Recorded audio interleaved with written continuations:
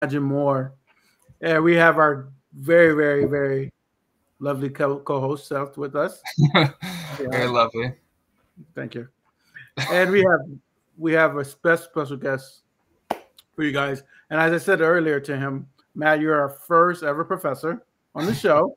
So we hope you guys brought your pencils and papers, and because he's about to educate you guys and let you guys know his perspective and his beliefs and what he believes that our progressive agenda can do to push our society forward. And I'm looking forward to hearing what he has to say. Uh, I don't want to steal the shine from Matt, so I'll let you introduce yourself, Matt, and tell us more about you. Yeah, thanks a lot. So, like I said, I'm Matt. Grew up in Canada. I've lived all around though. Basically like a quintessential North American because I've been in Canada, Mexico, and the United States now. Live in Detroit, teaching University of Michigan, and my department is political science. I'm a lecturer there. That is awesome. And that was one of my favorite topics in school, is political science. Maybe that's why I ran for politics.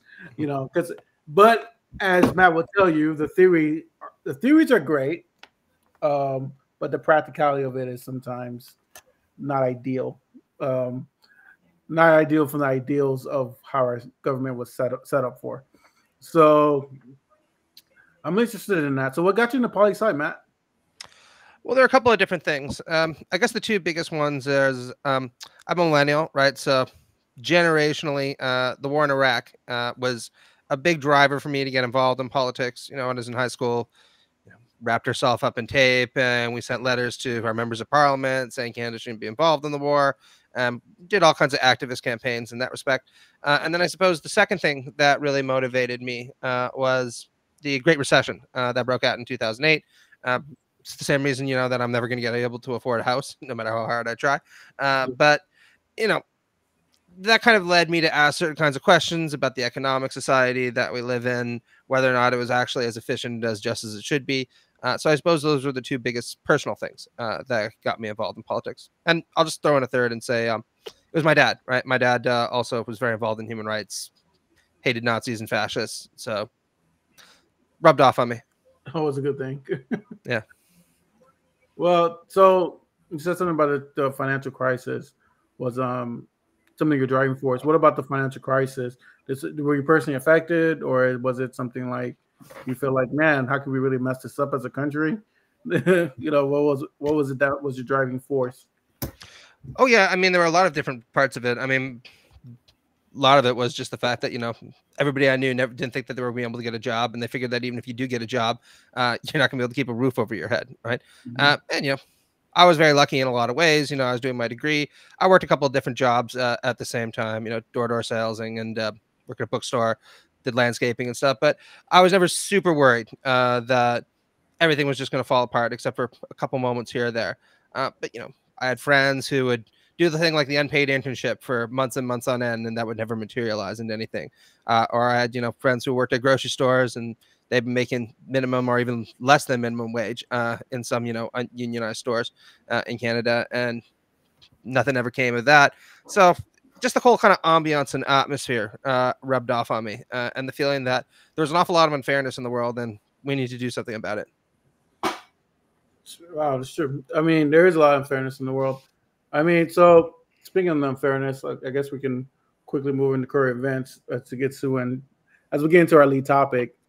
So recently we've seen that the bill has passed for Ukraine aid, Taiwan aid, and also Israel. And what are you guys' thoughts on that? Do you think that I know it's necessary, we need to do it, but I guess what do you guys think that we continue to fund Israel? I mean, I don't have a problem with Ukraine because obviously they're being persecuted, but that we continue to fund Israel, even though we know I don't want to use the word genocide.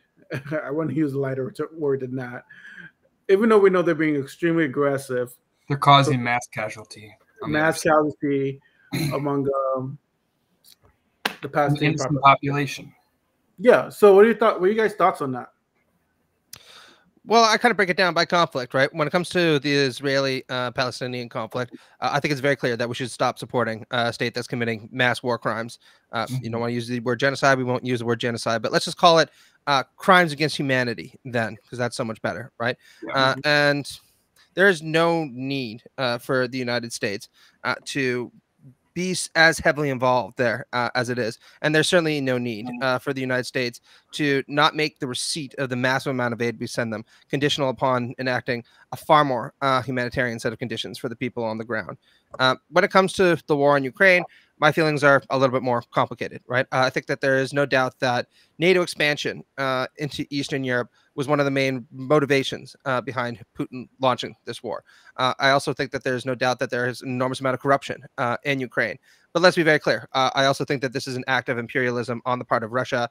Russia, to be very clear, is a plutocratic, fundamentalist regime that is highly authoritarian, and no progressive should want to have anything to do with it. And I think that we do need to put a stop to imperialism, whatever country is carrying it out, whether it's the United States or whether it's Russia. Whether that means that we should be delivering mass amounts of aid to the Ukraine, I think is a more complicated question. I think that there's a strategic argument you can make for sending aid to Ukraine in the event that you think that this is eventually going to enable them to enact a peace treaty that will put an end to the conflict. I don't really know that much about what's going on in the war right now because I haven't been following it as close as I can, so I can't make a judgment call about whether or not we're moving towards that kind of scenario at the moment. But that's what I'd like to see personally in the event that we were to continue to offer aid to the Ukraine. What about you, Seth? I pretty much agree with everything, everything he said. I don't see any reason why, we are helping fund one of the most well-funded militaries in the Middle East. That doesn't, they're well-trained. They're fighting against, the most underfunded defense force imaginable. They're not even, especially they're not even headquartered in Hamas. It doesn't make any sense whatsoever. It's not in our interests at all. And, it's just setting a certain precedent and for us to continue funding this conflict, which doesn't seem like it's going to have an end anytime soon. And it's also aggravating the neighbors around Israel. Iran is obviously infuriated. I don't see how us incentivizing this, conflict to go any further is in anyone's interest.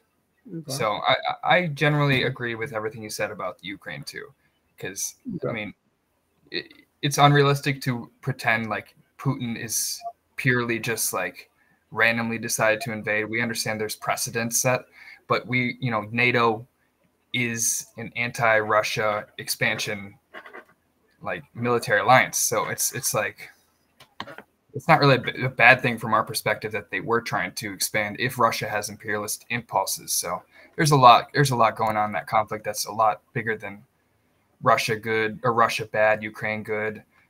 People are not able to think with a lot of nuance in this situation. But as far as it goes funding, it's kind of decided ahead of time. Nobody really has any power over it. If the military industrial complex or the Pentagon decides they're going to fund some project, it's going to happen, generally speaking. That's the one thing we have bipartisan support on. Yeah, there's always more money for bombs. Always more money for bombs. It's true. And if you look at a lot of the politicians' stocks, they're heavily invested into a lot of these Lockheed Martin defense fund contractors. So that's we're not going down that rabbit hole, but if you got some free time, then go ahead and look into that.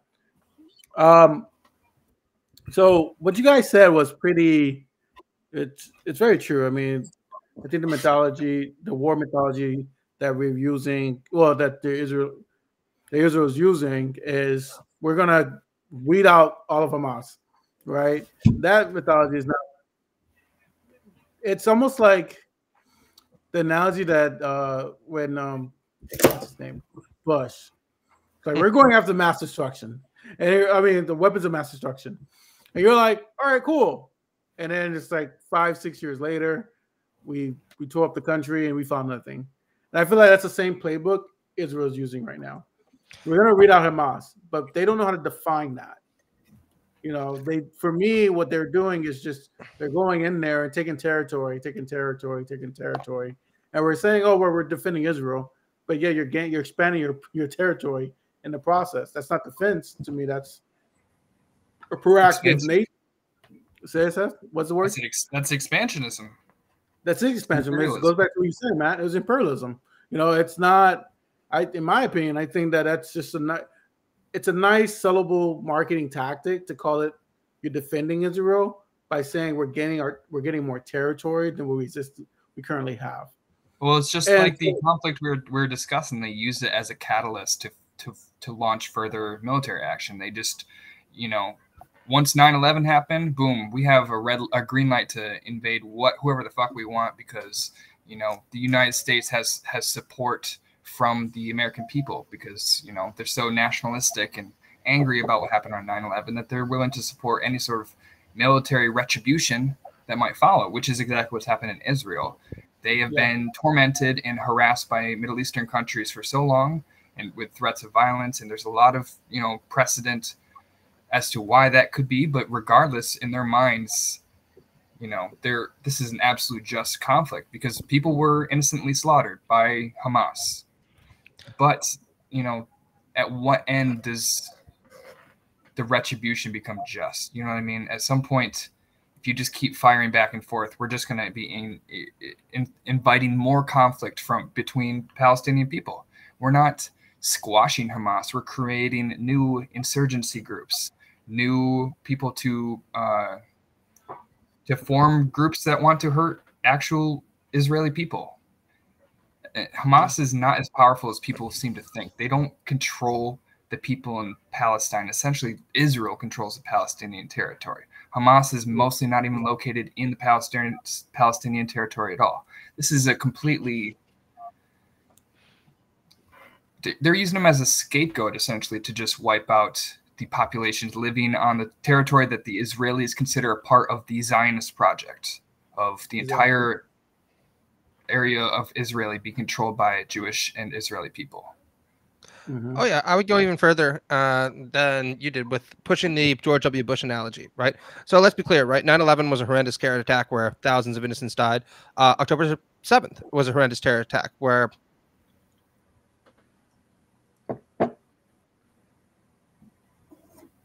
Oh, did we lose you for a second? Okay, this happens from time to time, guys. So I thought he was just contemplating what he was going to say for a second. Yeah, this happens. So this happens from time to time, and I think what we were saying is just it's a comment, and Matt, if we can get him back, but I think he was trying to say there's a common trend that we use in a tragedy to kind of as a catalyst, as Seth says, to continue some agenda, and not really what the initial motive for entering a war was originally. And so I think that is very true, and that's been the history of the world, and that's how everything happens. It's how everything happens. Coming from politicians always act on opportunistic, situations. That you can see the same thing, like it or not. Liberals tend to do the same thing with gun control. Whether you not agree with what they're saying, they could campaign on that all year, but as soon as an actual fresh school shooting or some sort of gun violence incident, it's a lot more opportunistic to then talk about which policies need to be enacted right now, because people are more emotionally ready for this sort of conversation. So I mean, it's not it seems nefarious from the outside, but realistically, it's just it's also like a political motive. Yeah, I mean, it's a common theme, and I see that with Ukraine. That's what's happening, and I'm looking even at the small country like Haiti, where that's happening too. It's like you look, and it doesn't get as much attention as Ukraine and Israel, and I'm not sure if that's I don't want to say what it probably is. It's the media bias, not talking about. Sorry about that. That was weird. Yeah, it was. So, Matt, go ahead. Go ahead. Your thoughts on that, George, the 9/11 analogy. Oh, okay, perfect. So, yeah, what I was saying is that In both circumstances, there's a horrendous terror attack that people should condemn, but it was carried out under the watch of right-wing governments that explicitly present themselves as better and more effective at protecting the people than the progressive counterparts. And the history does not seem to bear that out, given these attacks took place under their watch.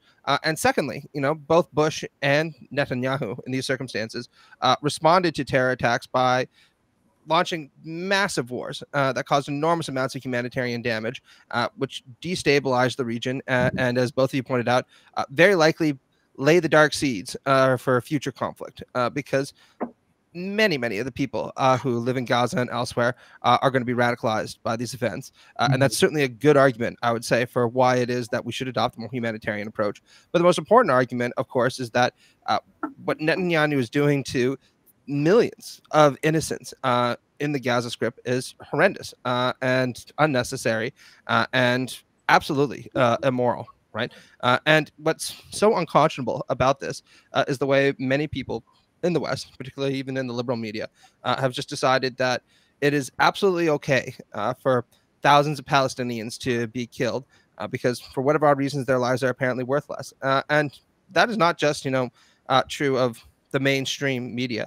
I even know of liberal socialists like Michael Walzer, who recently said, well, if 40,000 people die in Gaza, it's not the end of the world, right? And to me, that just demonstrates, an appalling lack of humanity towards people, many of whom are innocent, and almost all of whom certainly deserve more and better than being treated like so much waste to be disposed of. I think that that's a good transition because you mentioned liberal socialism, which is, the topic of your book and, the ideology that at least the two-thirds of us adhere to an extent. I'm still trying to get Jesse, but we'll see what happens by the end of this conversation. I don't think anybody would know off the top of their head if they're not incredibly entrenched in political ideology what liberal socialism means. Mm-hmm. Because people know democratic socialism, they know the authoritarian, Marxist socialism, and I feel like maybe someone might be able to comprehend what libertarian socialism is, but mm-hmm. For the most part, could you explain what that would entail in your perspective and, what brought you to that ideology, which is so super obscure. So it's an interesting ideology for somebody to choose. Sure. Well, liberal socialists just believe that we should try to obtain a more democratic economy, an economy less framed by domination in the context of liberal democratic institutions and respecting liberal rights. That's the short answer, right?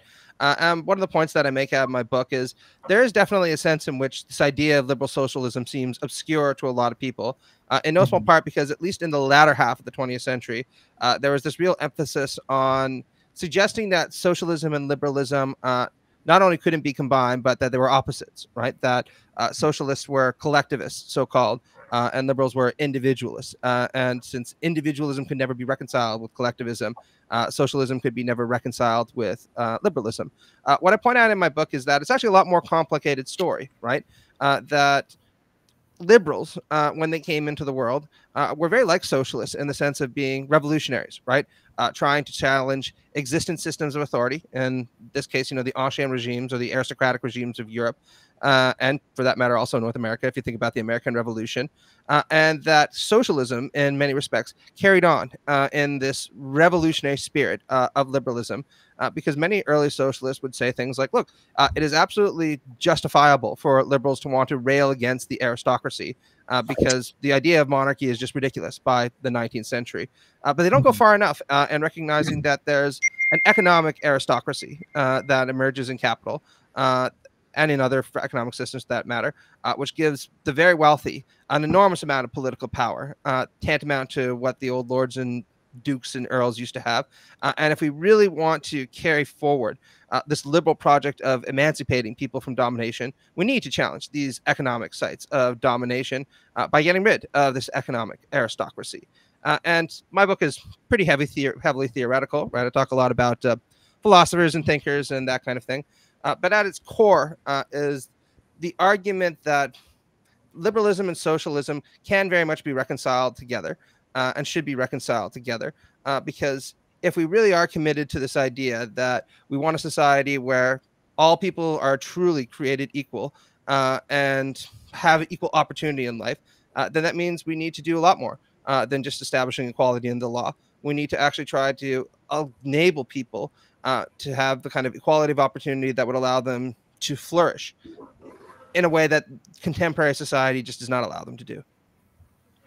So what are some of those theories that you're proposing that can be done immediately and can be interjected in our current capitalist society? Sure. Well, one example that I give is actually drawn from a colleague of mine at the University of Michigan, Elizabeth Anderson. Right. So I used to work as a grocery store as a cashier for a long time, and my boss was a really nice guy. I'm not knocking him at all. Right. But I can tell you, we had somebody come in once, and he said, maybe you should think about unionizing, and he could not have been shown the door more quickly. Right. Just in and out like in a Bugs Bunny cartoon, right? And there's a reason why people were concerned about us unionizing, because unions aren't just about getting yourself a better wage, although there is that. It's about establishing a kind of economic democracy in the workplace that gets rid of an economic aristocracy. And this is why I would really like to see us put a lot more emphasis in the United States and elsewhere on rejuvenating the labor movement. And there are many people who say that's impossible or it's ridiculous or, the labor movement had time. But my response to that is why, right? I mean, at one point, almost a third of the American workforce was unionized. And that was the time when, at least if you're part of the white working class, you enjoyed a higher quality of life than any other point in the country's history. Or look at Sweden, right? Sweden is often the country ranked as having the highest quality of life in the world. And they have 70% union density. Right. In fact, it upticked just the other year. Imagine a world where 70% of U.S. workers were unionized. Right. It's hard to imagine. Right now we're at 10%. Exactly. Right. Which is better than a few years ago. So all power to them. And so that's a effort that I would like to see be undertaken by the American left. But I think we can go further than that also. Right. And this is where Anderson's work comes in, because she says things like, look, if you were to tell the average American that the government was going to tell you what you could wear, when you could go to the washroom, where you're going to go at what hours, they would tell the government to fuck off if they didn't start a revolution. But the average American, and many of us, right, will absolutely think there's nothing wrong with that if our employer does it, right? So what she's saying is, why shouldn't we extend things like a Bill of Rights into the workplace, so you can have the same kind of rights in relation to your employer that people do in relationship to, or citizens do in relation to their government, right? It seems like a pretty natural extension. And she says, if anything, right, most of us will probably spend more time interacting with our boss or in our workplace than we will with the government. I mean, a lot of us just interact with our government once every 4 years when we cast a ballot, right? We go to work every single day. So this seems like a pretty common sense decision, right? To just take the rights that we already have in relation to the government and apply them in the workplace. So you can have more control about when you go to the washroom, and have more control about when you're going to show up, and have more control about whether or not your boss can read your email, for example. And above all else, have more control about how the place that you work at is run. Because my feeling is, if you have more control about how the place that you work at is run, you're more likely to be a beneficiary when things go well. No, I agree with that entirely. I think one of the main issues with the American progressive left that's often neglected is discussing ideas as in like the bourgeoisie, because it's so Marxist toned that people are dissuaded from talking about it or being smeared as, a communist or whatever. But progressivism is not fundamentally just about improving, pay, wages, childcare, stuff like that. At a fundamental level, it is about personal liberty in your workplace, which is somewhere that you spend. Some people spend a majority of their day at their job. So how is that not an aspect of your own personal liberty? And if you're only free for 40% of your day, you're not free for the other 60% of the day, because you have somebody who owns property fundamentally, so they get to tell you what to do while you're within their building that they rent from somebody else, that they contracted to somebody. It doesn't make any sense how that gives them the dominion over your, personal autonomy, especially when you are hired by a company and you have people who did not hire you, who were also hired by the company, certain bosses that are only hired because they kiss ass to corporate shareholders and this and that. They are the ones telling you what to do. You never signed up to agree to be a part of this hierarchy with every single person above it. You didn't give your consent to give them authority over you. This is all just built into a system that we all sort of just accept around the world, a system of hierarchy that is oppressive towards a majority of the people. Everybody's being oppressed by somebody above them. And then you get to the very top, and they're the ones with all the power that are not allowing anything to progress in society because it's inherently tied to their personal gain. And so there is a problem. People say, why can't we just build up from the bottom without, taking anything away from the rich people? They earned it. They didn't. They exploited people, and they cornered their market, and they continue to use their power to leverage people to have less power than them. That is inherently unfree. The right-wing version of freedom is not about personal freedom. It's about the freedom to acquire power over individuals. The more right-wing you go, the more it's just about what can I achieve without limits. That's where, that's why there's right libertarianism is such a close tie to fascism, is because they believe an individual should be able to acquire any amount of power that they want. And that ultimately leads to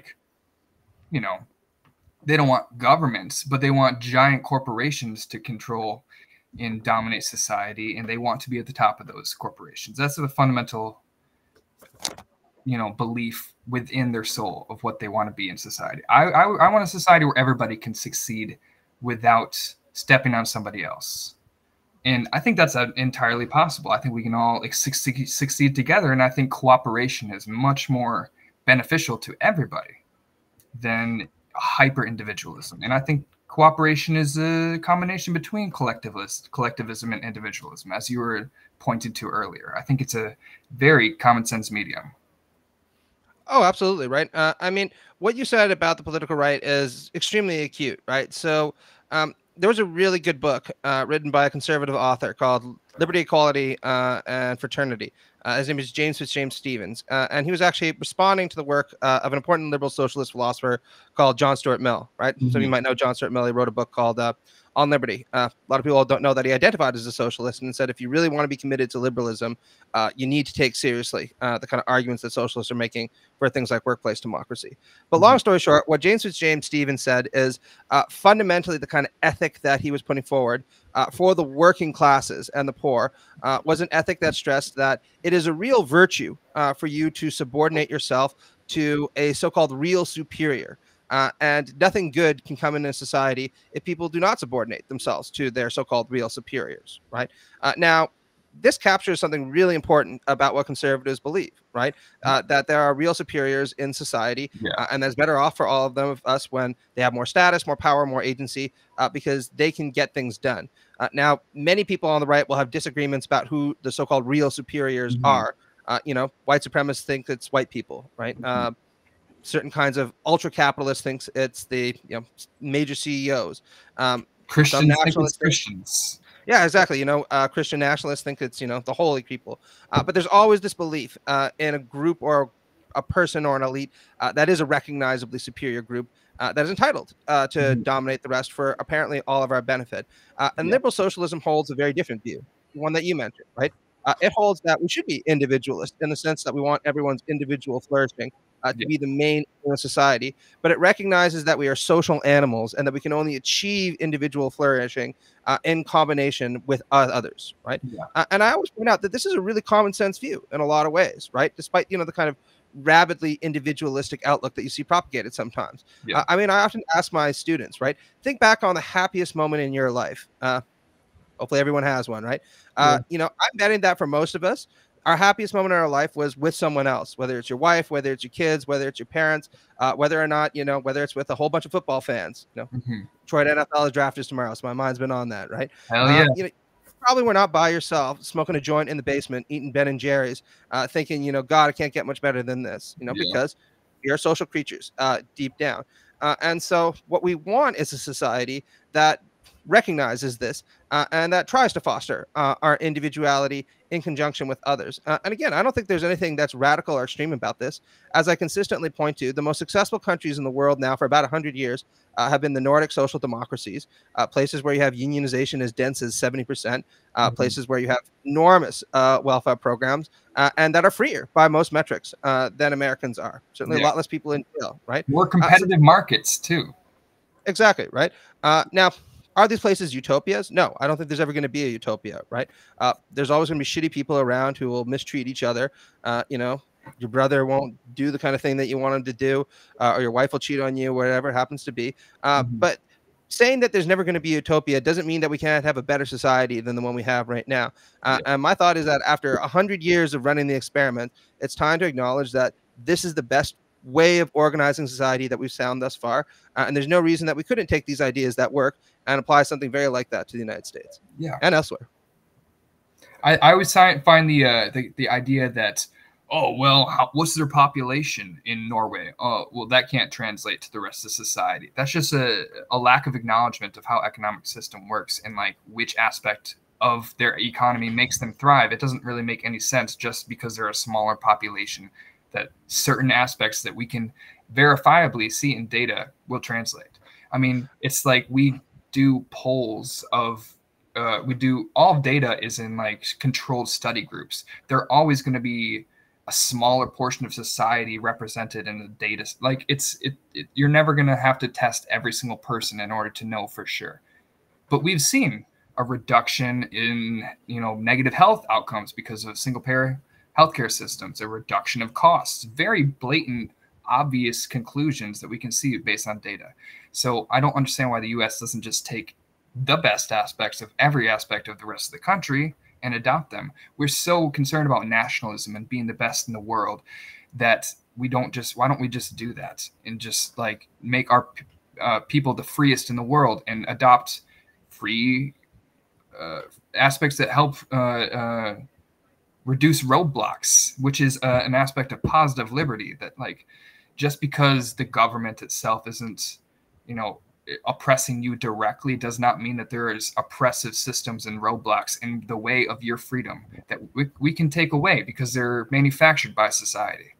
So that's something that I believe in. I think we can have a much freer society easily. Oh, absolutely, right. I mean, let's just talk about healthcare for a second, right? So the Legatum Institute, which is a free market think tank settled in London, right, recently ranked world healthcare systems. Anybody want to take a guess about where the United States ranked? Probably like low or high 30s, 38 maybe. Lower, wow. That is unbelievable. Terrible. So it's 69th. Okay. Wow. 69th, right between Armenia and Algeria, right? Oh my God. So, you know, if you want to get good healthcare, you better fly to the Middle East, right? Because you don't want to wind up in a hospital here in the United States. And every country that was at the top of the list had some variation of universal healthcare, right? And there are a lot of different reasons for that. And let's be clear, right? There are problems with public healthcare also. And we'd have to experiment with the right approach that would be appropriate here. But I can just tell you from personal experience, right? Having lived in Canada, having lived in Mexico, having lived in the United States, there are things that I love about this country, right? Its food, its culture, love Detroit especially, right? And my feeling is that Americans deserve a lot better than what they have right now. Because a country this great should not be 69th in the world in its healthcare system, especially a country with this much money. It should be number one. And that's why Americans deserve the best public healthcare system in the world. They can afford it. People deserve it. And that's what we should do. It's the real Make America Great Again, except drop the again part. No, you guys are riveting. You know, when it comes down to policy stuff, is that wonk, and man, you're definitely a wonk on that one. And I kind of lean back because I'm more of a people connector. I'm a people connector, but I love these policy debates because they always open your eyes to something new, to an idea that you know you never thought about before. Because a lot of what you guys are saying is creating these kind of social contracts, I think, to use the term used by Seth, with the worker and their employer, right? through these unionized organizations.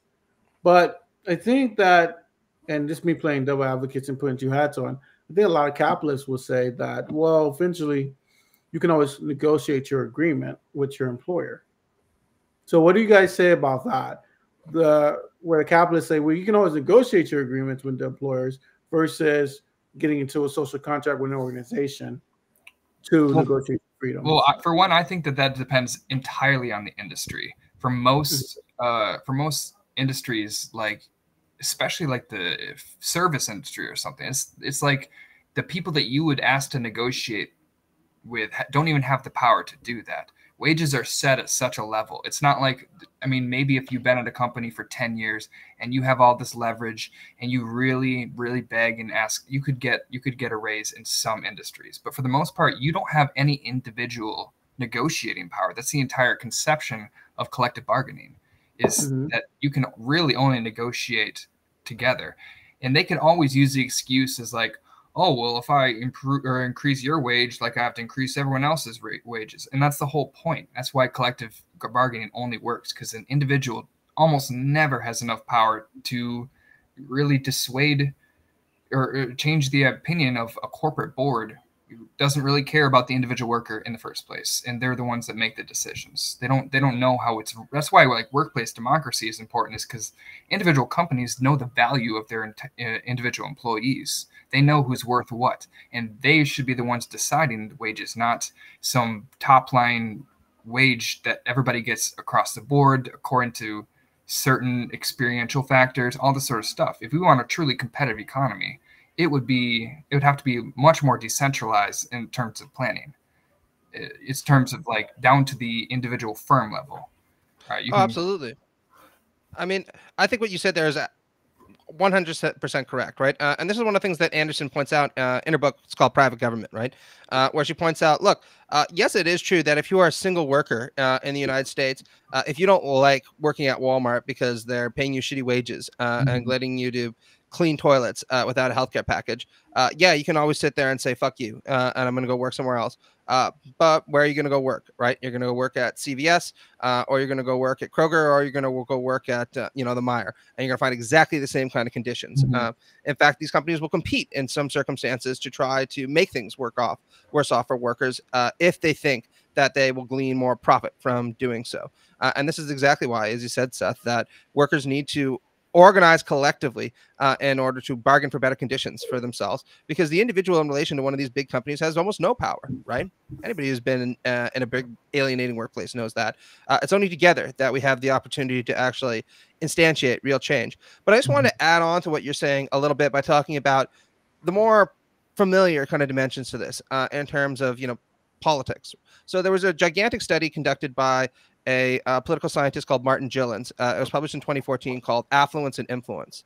So what the study was about was a very simple subject matter. It was who actually influences public policy in the United States. And what he found was really striking. If you are an ordinary citizen, or even an ordinary group of citizens that just makes a regular income, you have almost no influence on public policy. Doesn't matter how you vote, doesn't matter what party you vote for, doesn't matter, whether or not what you're interested in actually would benefit the country. Very little chance that you're going to see your preferences enacted into policy. But if you are wealthy in this country, you become increasingly likely to see your interest or the policies you want to see enacted wind their way through the legislative process and become policy. And what he pointed out is there is a name for this system of government, right? Where wealthy people basically get to dictate the legislative agenda, and not even poor people, but middle-class people have no say in it. It's not democracy, right? It's called plutocracy, right? Rule by the rich. And what I'm going to say to people is we shouldn't want to live in a plutocracy where people who inherit billions of dollars from their mom and their dad get to call the shots for all the rest of us, right? I think that we should live in a country where the people rule, and I would argue that in many ways that's what the American founders wanted also, right? If you look at the opening part of the Constitution, it's not we the rich, but we the people of the United States, right? So we've lost sight of that, I think, in this turn towards plutocracy. And in many ways, what we need to do is recover the foundational liberal and radical and revolutionary principles that brought this country into being in the first place, when we got rid of the European aristocracy and replaced it with a more democratic system of government. Yeah, I think, Jesse, you should know how inherent it is to the system, even trying to get elected, how much it can change you. Just trying to acquire donations so you can compete. You spend hours and hours, not necessarily, you get lists from all these people of potential, wealthy donors, and you know how much they're potentially going to contribute. And that's how you cater your message every time you have these conversations. If they're on the wealthier end, you don't have a progressive message on the phone when you're trying to get their donations, when you're promising what you're going to deliver for them, when you create your campaign website, the kind of words you want to use in order to either attract a quantity of people who would vote for you by using progressive messaging, or more the kind of wording that's going to get you donations from wealthy donors. And then you start making concessions from there to get elected, and then you're elected and you have to maintain your power, and you start talking to donors, and the more and more you start talking to donors, making promises to stay in power, the less and less progressive your message is, and the less the things you're advocating for reflect the working class. And eventually you're Nancy Pelosi, who once advocated for single-payer healthcare, who is now completely bought by the system and is using her personal power to invest in stocks that she's going to regulate or not regulate, more realistically. So it's inherent to the electoral system that it's a plutocracy, quite literally. You can't get elected without money. And to get money, you need to either have money or you need to kiss ass to the people who do have money. There's no way around it. No, you're 100% correct. That's the state of our politics now. That's where we're at. For me, I think that we're in a position as a society where we're in a reflection point of what kind of government we want. I mean, we really are. If you look at the protests across the United States, from I think recently USC and then into Colombia, you saw the mass arrest out of Colombia. You'll see that, we are at a reflection point. And I think we are seeing that there are a few people who are governing the will of the many. Prime example is Israel, like we discussed earlier, and Ukraine. But I guess my issue is that change is not easy, and change is inevitable, but it's not easy for many people. And what happens is we're in this reflection point, but I think the progressive message, what happens is we're doing a bad job of marketing these ideas of, liberal, conservative, socialism. Mm-hmm. These ideas, they're not really marketed to the mainstream. And there's too much disagreement. Say again, Seth? And there's too much disagreement on the left, where every single one of them is a different kind of socialist, and they hate the other kinds. Oh, that's for sure. And the leftists hate the progressives, and the centrists hate the, what I'm saying? It's ridiculous. And what do you think is that driving difference between us? Because on the end of the day, we still have the same ideologies. We want to push the country forward, and conservatives want to keep the status quo. What do you think is the main rift between all the groups of the progressive movement? I think that my buddy Ben Burgess gave a really good answer to this. Check out his book, Canceling Comedians While the World Burns, if you get a chance. It came out during the pandemic and didn't make quite as much of a splash as it should have, but it's a good book. Anyway, one of the things that he points out is that if you're on the left, especially the American left, you get pretty used to losing. And there are a lot of reasons why it's hard to be on the left, right? I mean, we don't have billions of dollars backing us up.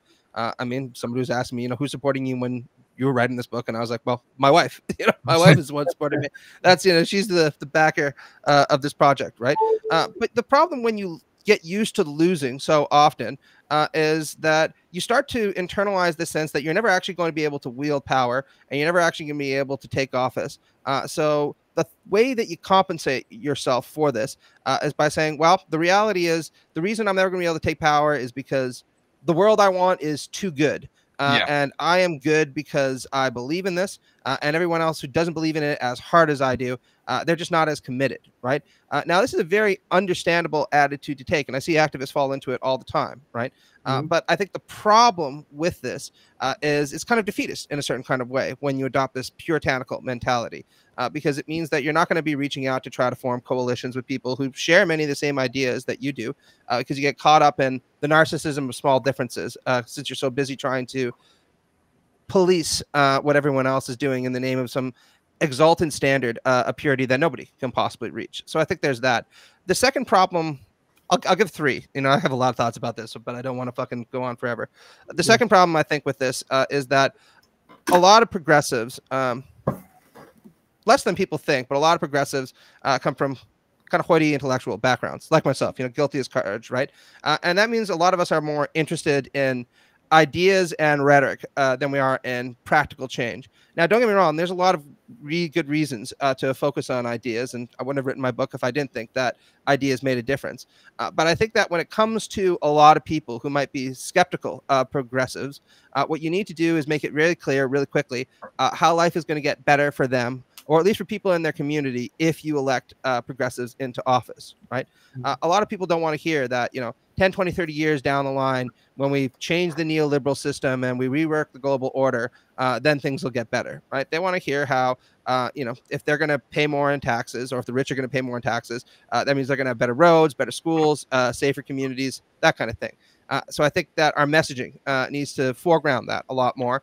And I think there's been an improvement, I should say, since 2016 with people like Bernie Sanders or the Squad, but there's a way to go on that. And I guess that means the last thing that I think the left really could do is, what we need to do is give ourselves a lot more credit and to stop dwelling in defeatism, because I think that the American left has made some major strides in the last 10 years.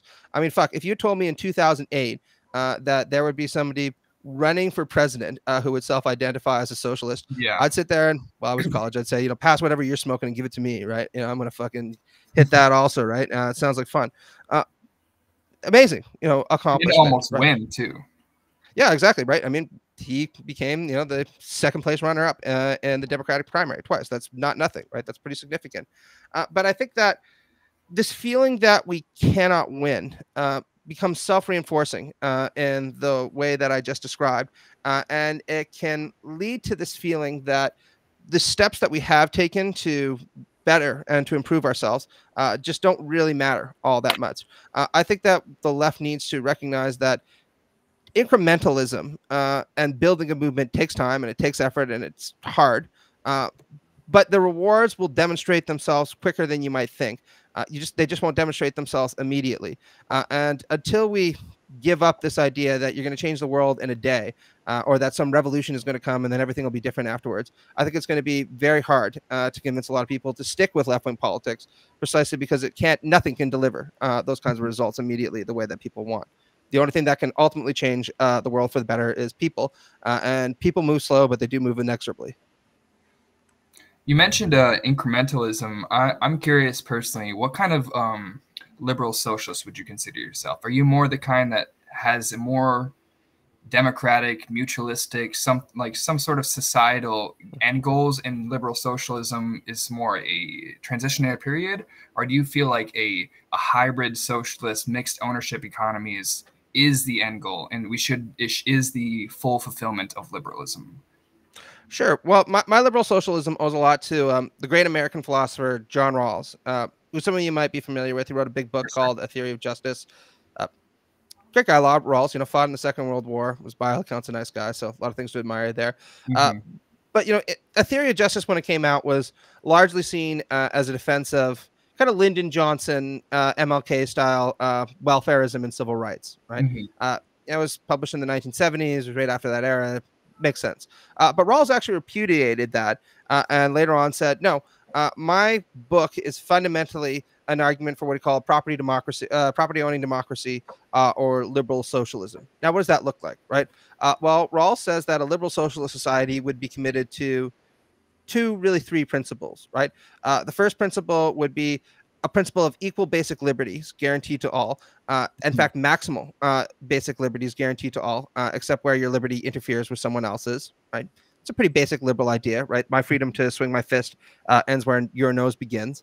But the second principle is the more interesting one, okay? Second and third, really, where he says we need to commit ourselves to fair equality of opportunity, not just formal equality of opportunity. And this is really important, right? Because one of the things that people have pointed out is this country really prides itself on this idea that we're a meritocracy, right? And Rawls really pushed back on that, where he said, how can you call this country a meritocracy, where some people grow up in the children of dentists in Scottsdale, Arizona, with everything handed to them, and other people grow up, the child of a black single mother in some of the rougher bits of Detroit, right? And has to go to work at 12 years old because the family needs money, right? There's a lot of honor in that. Don't get me wrong. But it's a much harder life than growing up rich in Scottsdale, Arizona. And these kinds of disadvantages obviously weigh on where people wind up. So he says, if we're really going to be committed to this idea of equality of opportunity, it's not enough just to kind of artificially say, well, anybody can become a dentist or anybody can become a CEO. You really need to take the steps to try to provide fair equality of opportunity for everyone. And then the second part of the principle he argued for is the difference principle.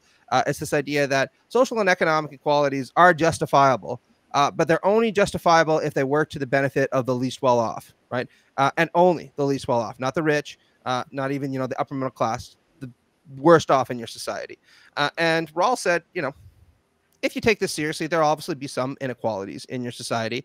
We'll still need people to be incentivized to be dentists and doctors and librarians and hopefully college professors, right? But there'd be a lot less inequality than there would be now. And we'd be doing an awful lot more as a society to look after the poor and the least off than we do at this moment. Now, there are a lot of complicated arguments for why he thinks these are the principles we should adopt. But what this would look like in practice, he says, is, again, something that looks a lot more like the Nordic social democracies.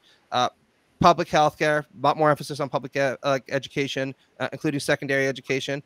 And what I add to this is an argument that we need to commit ourselves a lot more to workplace democracy, rejuvenating the labor movement, extending liberal rights into the economy and into the workplace, ensuring that people have a democratic say, especially in big work sites. And all of this is intended to reduce the power of plutocratic elites in our society.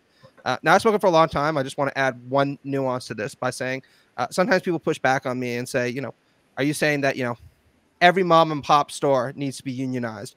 Or if there's that little girl with a lemonade stand and she gets her brother to work for her, they're going to have a charter of rights enacted between them. No, that's ridiculous, right? Any liberal and any socialist would say degrees of power matter, right?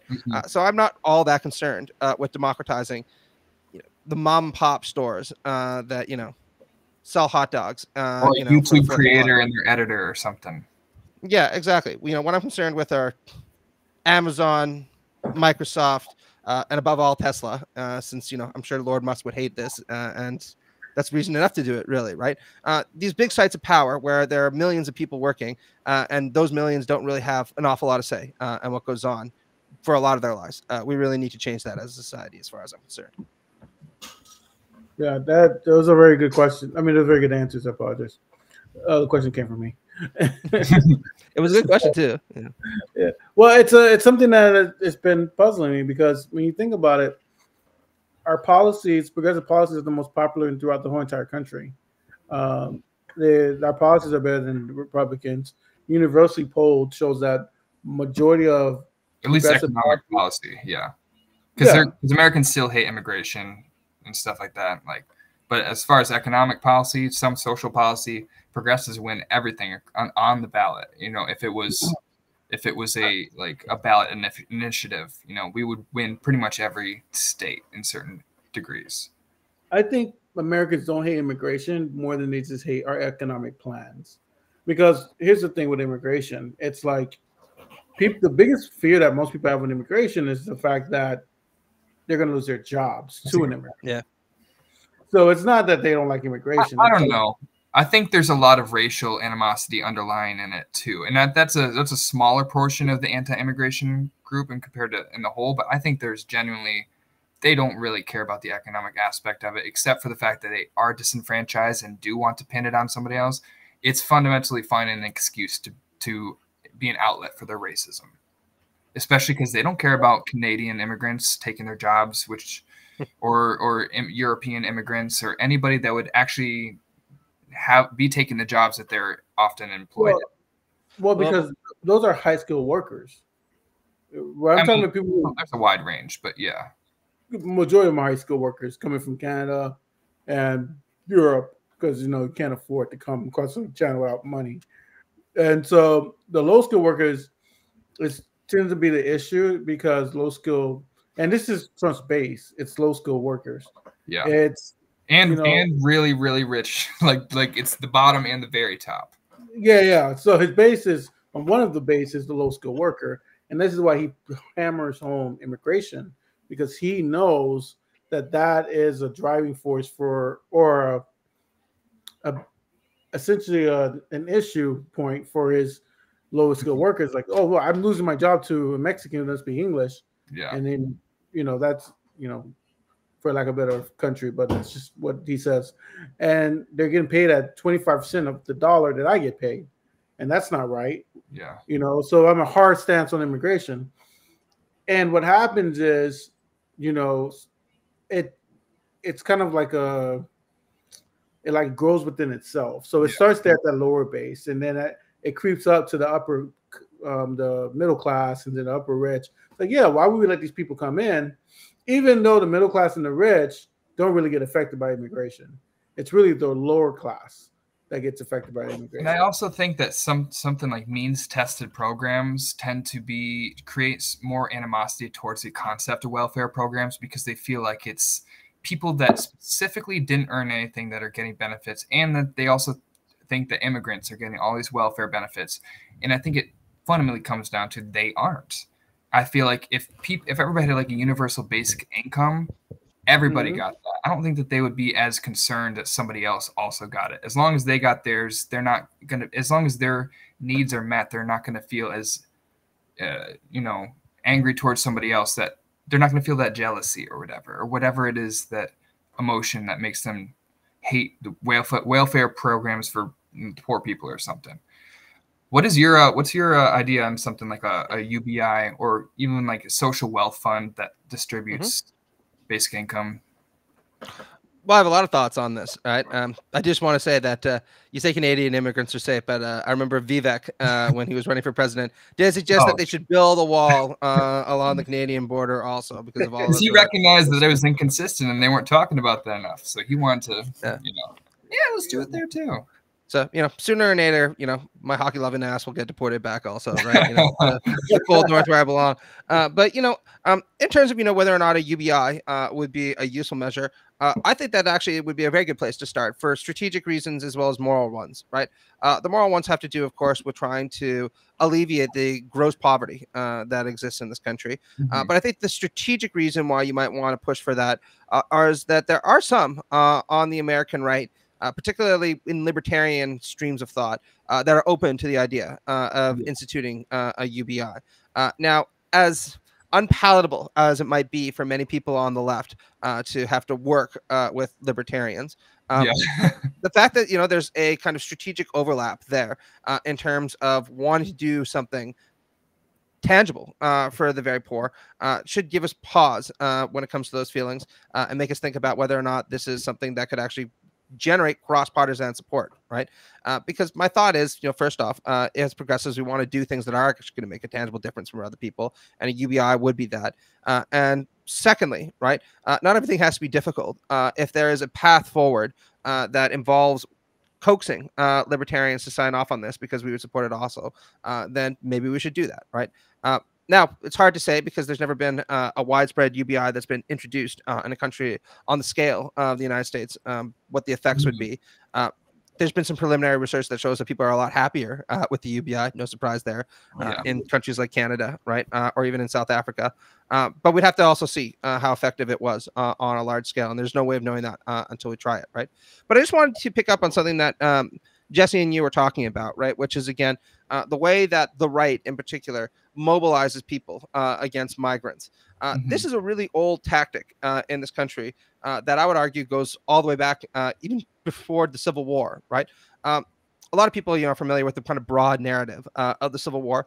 What's less familiar is the fact that in the 1850s, many slaveholders became increasingly concerned that abolitionism was gaining ground and becoming increasingly popular. And they were very concerned that the white working class would at some point recognize a feeling of solidarity with exploited slaves, right? Since many people in the white working class were also being exploited. Mm-hmm. And this was particularly true in the American South. And so what you started to see was the Southern slaveholders release this really extraordinary series of pamphlets trying to say things like, well, actually, no, if you're part of the white working class, you have a lot more in common with us, the slaveholders, than you do with the slaves. And this could get really expressed, right? James DeBow wrote a famous pamphlet where he says, in the South, rich or poor, being white means you're part of the aristocracy, so-called. Yes, you might be a poor working class farmer without a penny to your name, but when you come onto the plantation, you're able to sit at the master's table. The master calls you sir. He shakes your hand. He acknowledges you. He asks how you're doing. And the same person is going to clean your boots. And this was really convincing to a lot of American Southerners, right?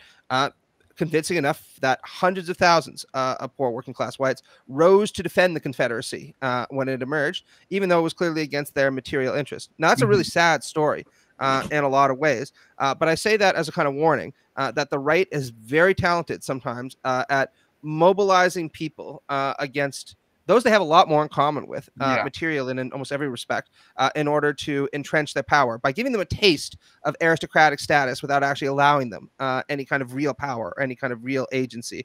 Since, of course, the working class in the American South was very much subordinated by the plantocracy, not to the same degree as the slaves, obviously, but in many respects, right?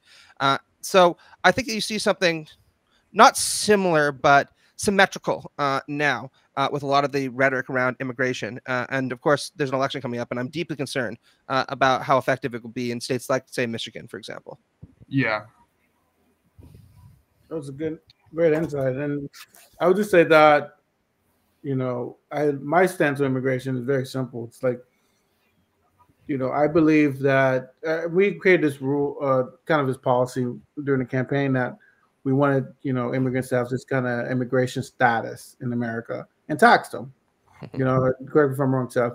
But we wanted them to have a pathway to citizenship and be taxed, and then we thought that was the most effective way to deal with immigration. It goes back to what you said, is that I think the government, and not just, maybe they don't do it purposefully, but at least they do it through their actions, always pit social classes against each other. Mm-hmm. It's kind of what you're saying, Matt. And I think the immigration is just another social class. Mm-hmm. It's a group of people who came from a country who didn't probably have much, or if they did have much, they wasn't as successful there. That's why they're coming to America, generally. And they're putting these groups of societal differences between us to say, well, we're Americans, we're born here, and so you're different from us. Mm-hmm. Even though no one here in America is actually, a true American. Yeah. Unless you're a Native American, and that's the only person that I know is a true American. Everybody else is even them. They were from Asia at one point or another. Yeah, they're from China, I think, right? The freedom of movement is essential to any sort of freedom. Nobody has any sort of corner on the earth just because they were there before, and they just use the threat of violence to prevent you from accessing a part of land that they don't really own, except for at the threat of violence. I think it's I don't remember what I was going to say other than that point. So go on to someone else. I'll finish up. So I think that threat of violence is what keeps society collectively separated. And then it brings to wrap up on this whole topic. Essentially is what happens. I was just going to say the bourgeois loves to pit any sort of class or any sort of group against each other, other than economic classes, because they're so disproportionately small compared to the working class, and they have no shot in any sort of real democracy of holding power over us unless they create all the sort of divisions, so many different groups and small issues that people decide to divide themselves over ultimately leads to a kind of society that we're in right now, which is so willing to go against each other over anything. Like I said, one kind of liberal hates another kind of liberal, hates the progressives who hate each other. When at the end of the day, it's we all have the same material interests. If you make below a few $100,000, you earn your money by working a job. And there's a very powerful group of people who don't, and they control everything, and they are the least productive active force in society because they hoard wealth, and we need more wealth to circulate in the economy to grow the economy. And because they're so unwilling to spend the money because they're saving up to create more money, we are missing out on a dramatic aspect of innovation and technology and creation, entrepreneurship, all these sort of things that could take the society directly into a post-scarcity society, something that we could achieve now with the amount of resources the world has in the innovation technology. But we are completely held captive by people that want to exploit us for their own personal interest. And they are the most powerful people in society, and there's not much we can do other than work around the margins to gain back our power. Mm-hmm. I agree. And I would tell you this. I would end this with a Game of Thrones reference. You guys know if no watch Game of Thrones, it's explains societal breakdowns. It's one of the best shows I've ever seen when it comes to explaining between society and the rich and the political class. It's one of the best shows that explains that dynamic between the groups. And at the end of the Game of Thrones, there was a scene where Tyrion, does it say there? Tyrion, thank you. Tyrion breaks down what the new world's going to look like. Brian becomes king, and everyone. Sorry, guys, if you haven't watched Game of Thrones, I'm ruining it for you. You should watch it. But essentially, what happens is Brian becomes the king, and he says that no more will the king be inherited. We will pick our kings. Mm-hmm. A lot of people don't realize that scene is kind of what happened in society. Yeah.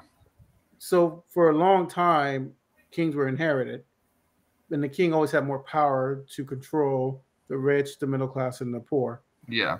It's the way society was built since the beginning of the world. There's always been one leader, and everyone followed him, right?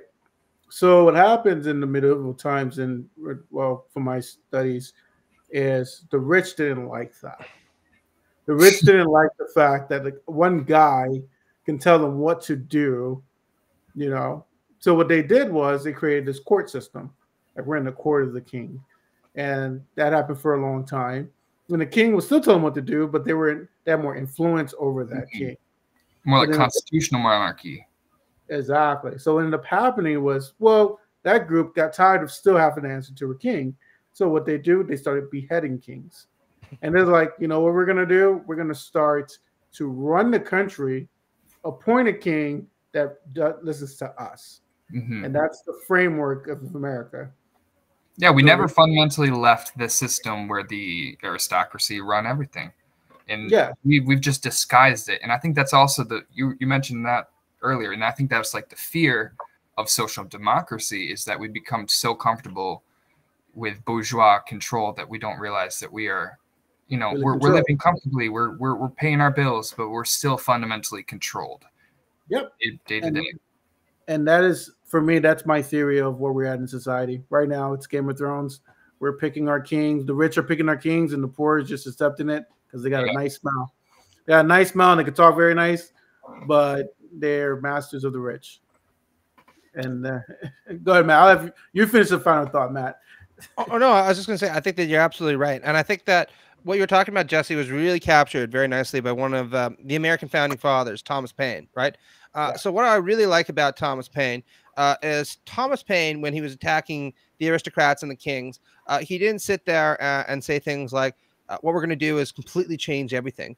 What he did was write a pamphlet that he called Common Sense, where he said, what a fucking ridiculous idea that just because you happen to be born into a certain family, you get to rule over everyone else, right? This is kind of magical thinking. And anybody with good sense would realize that it's time to put a stop to it, right? Wasn't even all that much fun while it lasted, but it's definitely time for it to go, right? And this was convincing enough that thousands of Americans took up arms to get rid of the king and get rid of the aristocracy. And the country was all the better for it, right? And in many ways, what progressives are calling for today is something very similar, right? If you look at the people that run the world today, people like Donald Trump, they're just as ridiculous as the old monarchs of Europe, right? I mean, fucking Trump can't be happy unless he takes a shit in a golden toilet, right? In a gigantic golden mausoleum, right? He's a clown in a lot of ways. And what we should be doing is recovering this great American tradition of getting rid of the clowns, throwing them out, right? And having the people take control of their country for themselves. And that's really what I think socialism and liberalism share in common, and it's what we should be doing today. I agree with pretty much everything everybody said this entire stream. So that was a very well said. Yes, Matt, that was very well said. So, Matt, we're at our hour point. Let people know your handle, where you can get your book, where you can pick it up, or let us know. Oh, thanks. Yeah, you can add me at Matt Paul Prof. The book's going to be coming out in a couple months. If you want, just, follow me on Twitter. I'm going to be doing the shameless promotion thing for a little while. So when it comes out, we'll definitely help promote it when it actually comes out. I will almost certainly buy it. So definitely, we got you on that one. Any other website or anything that you would like to share? Or maybe I can link your articles in the description if you'd like. Oh, sure. Yeah. If people are interested in kind of the Cole's notes of some of the stuff, they can check out some of my articles and things like Jackman Magazine or Commonweal Magazine. But the big one on liberal socialism was for Aeon. I think I sent that to you, Seth. Yeah. People can check it out. It's about 3,000 words, so pretty long. But get a big beer, get a tough, black coffee, and you can get through it pretty in an afternoon or so. Definitely. All right, Matt. Well, thanks for joining the show. Thanks, guys, for tuning in to another episode of Imagine More. We really appreciate you guys, and we look forward to seeing you guys next time. Yep. Peace and solidarity. Thank you so much. All right. Yes.